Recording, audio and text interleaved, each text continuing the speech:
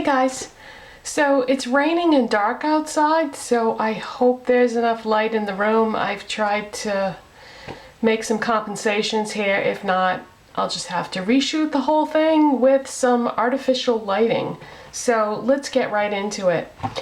If you saw my recent video talking about the Urban Decay nail polish, I couldn't resist. I had bought the one that was gunmetal silver type color in Addiction from Nordstrom Rack for only $5 instead of the retail price for $15. So I couldn't help myself. I had to go back and get more colors because, I mean, these bottles are a work of art in themselves, and the polish is not bad. You know, the first coat goes on a little streaky, but the second coat just evens it all out.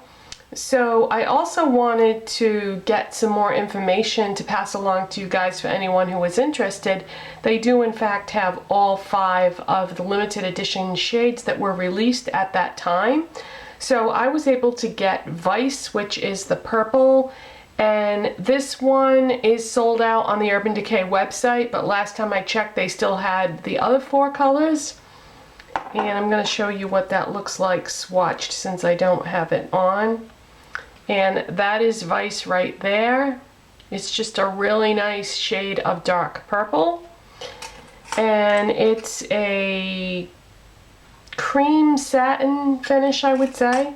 And then the other one that I picked up is Zodiac. And this has the same type of finish as Addiction, which I have on, which is like a shimmer. I'm going to say a finely milled shimmer.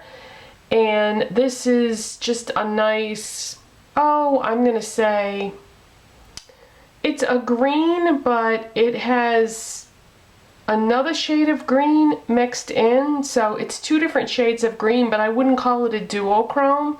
It's just it has 2 different shades of green because it has like a darker green base with a lighter green shimmer. Yeah, that's how I would describe it. And that is Zodiac, and this is what it looks like swatched. So yeah, $5 a piece at Nordstrom Rack or on the Urban Decay website in the sale section. So I also wanted to show you a couple of clothing essential type things that I picked up. If you saw my recent video talking about, let's see, what was it called? The world's most comfortable pants or something like that. If you weren't able to get those and you were interested in them, I have an alternative for you. Because I got 2 pairs of those. They were Everlast sweatpants from Kmart, and you're probably thinking, oh, sweatpants. No, but these pants, the way they're cut, the way they're designed, you can dress them up or you can dress them down. Well, I bought what they had in my size, which was 2 pair, and I wanted to get just 1 more pair just in case, you know, the 2 pair that I wanted to wear were in the laundry, and I wasn't able to get any more. I think that, you know, they're sort of on their way out there. So I went to Walmart and I found something very similar. This is by the brand No Boundaries, which is in their junior section, and the cut and the flow, the design, very, very similar to the ones from Kmart, except these are even less expensive. These were only $13. And also the material is a little different. The ones from Kmart were a cotton spandex blend, like 95/5, I'm going to say, for the ratio. These are a poly spandex blend, but they feel almost exactly the same. The fit is almost exactly the same. It comes like, well, I can't say exactly where it comes on my waist because, you know, it depends on how long-waisted or short-waisted you are. I am very short-waisted, so where they would hit on me may not be where they would hit on you. But the legs are very flowy, and these are actually called palazzo pants.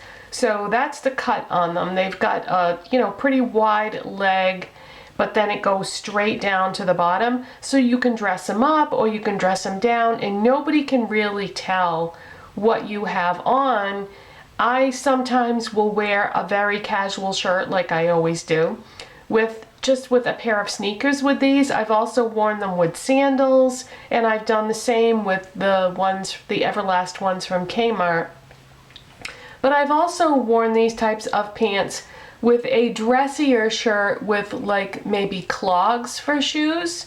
So yeah, I can't really, I mean, you're not going to be able to see, but on the waistband, it's one of those fold over types of waistbands, and then it just, you know, comes down with the sort of like a flare pant leg.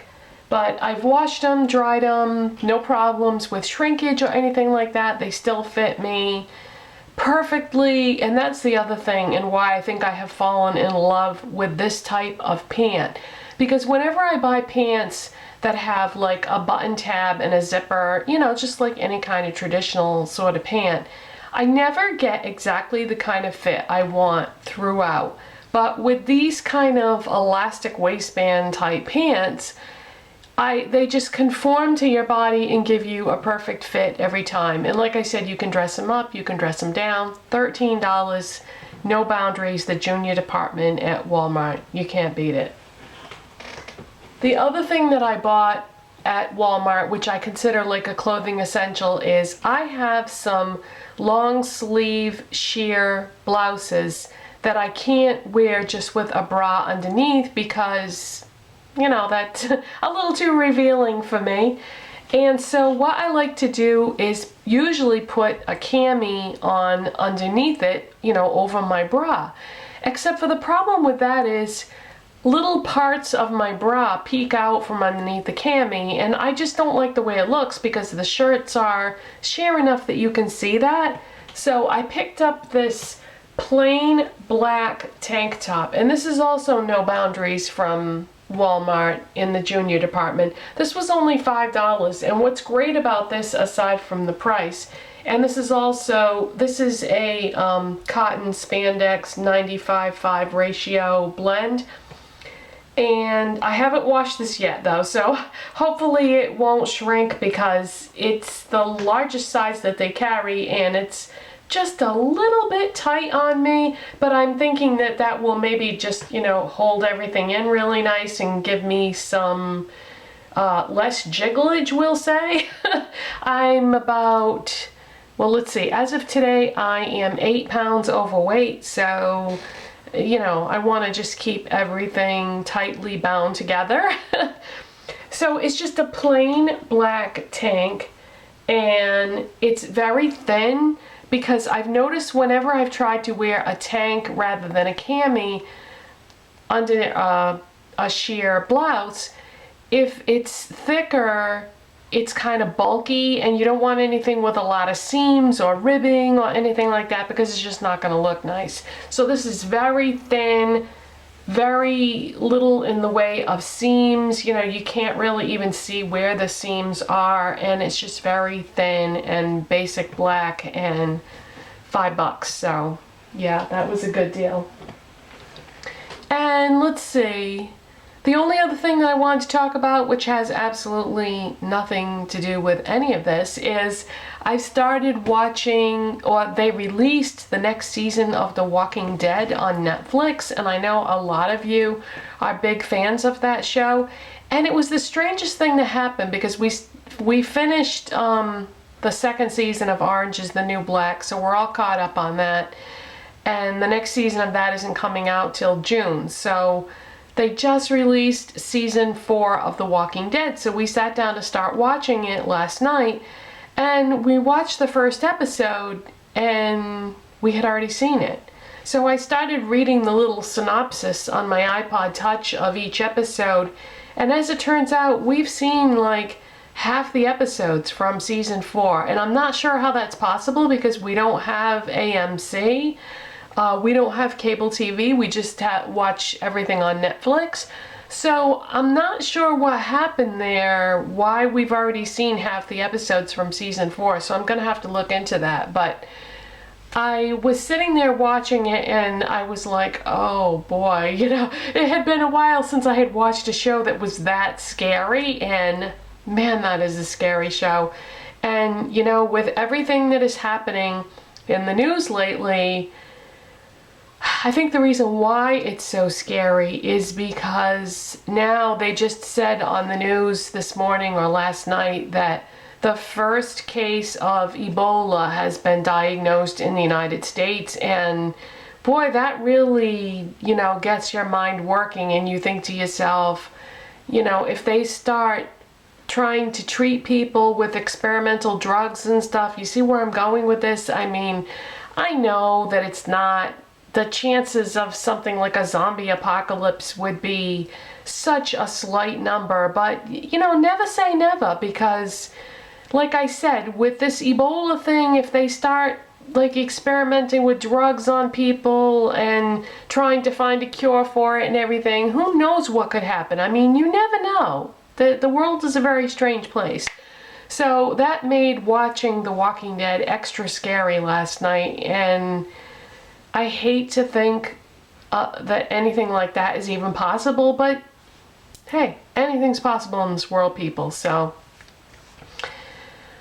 well, that's a depressing way to end this video, isn't it? But yeah, so anyways, I'm back to watching The Walking Dead again, and so I don't, just so you know, because I have a lot of new subscribers, please don't ever leave any kind of a comment that would be a spoiler for anybody when I talk about TV shows, because you don't know where anybody's at with their Netflix watching or cable TV watching or anything like that. So I try never to say anything that would be a spoiler for a TV show, and I would appreciate it if you wouldn't either.